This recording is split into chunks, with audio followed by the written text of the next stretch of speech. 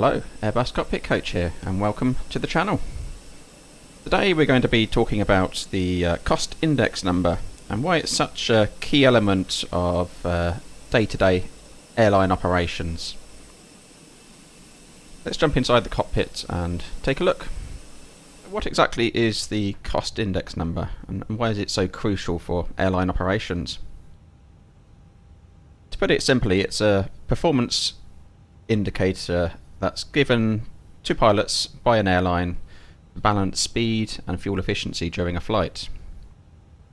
The cost index helps the flight management guidance computers determine the optimal speed of the aircraft by considering both the fuel costs and the time-related expenses.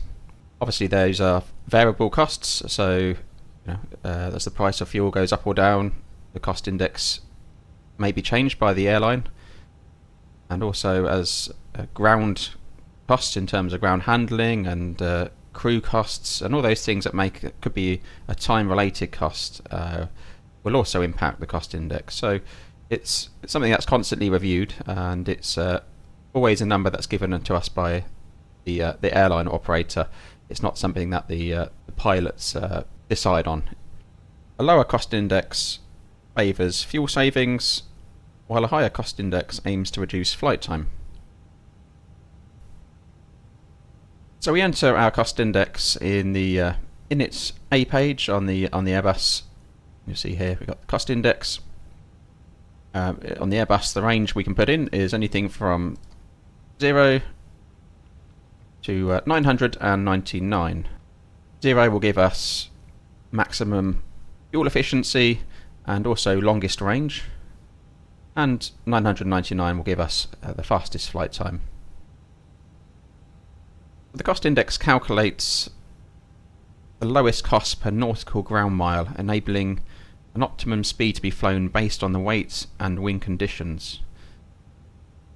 So the flight management guidance computer will take your cost index number you put in, look at the winds and other variable factors of the flight, and will compute that and give a resultant speed, which you'll see in the mcdU, but also your cost index number will vary your target speed on the primary flight display as well. The fuel element of the cost index number is either measured in kilograms per minute, or if you're using pounds, it'll be pounds, hundreds of pounds per hour.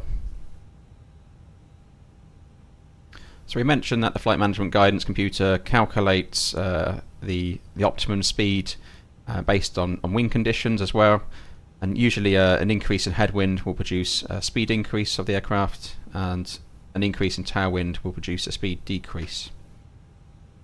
Also, when the aircraft flies at a low altitude, the speed decreases to compensate for the increase in true airspeed. The cost index is something we can change during the course of a flight, either in climb or during the cruise. We can input a new number which will change our target speed.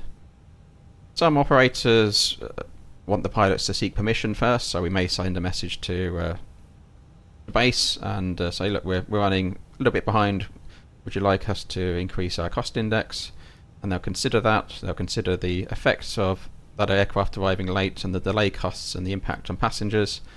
And they may say, yep, absolutely, put a new cost index of 40 or whatever it may be. Other operators allow pilots to have a range they can sort of increase by in the event of a delay. So that's down to individual operators. The cost index number is provided on our flight plans, and the pilot will enter the cost index into the mcdU, which then allows the flight management guidance computer to base its calculations around that number. So by adjusting the cost index number, airlines can make real-time decisions that save money and enhance efficiency and improve overall flight performance. It's a real balancing act that ensures passengers reach their destination on time but without unnecessary costs. Any questions on that, please drop them in chat. Please like and subscribe. And if you found that video useful, please consider buying me a coffee through the Buy Me Coffee link in the video description.